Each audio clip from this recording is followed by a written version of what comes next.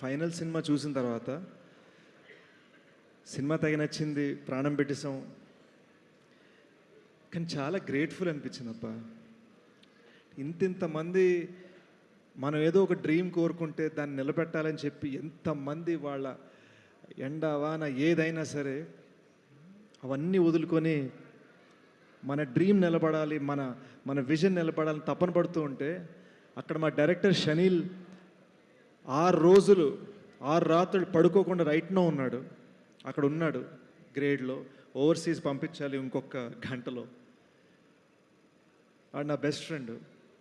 ఇది వాడి విజన్. ఈ సినిమాకి బిగ్గెస్ట్ నైట్ ఇది.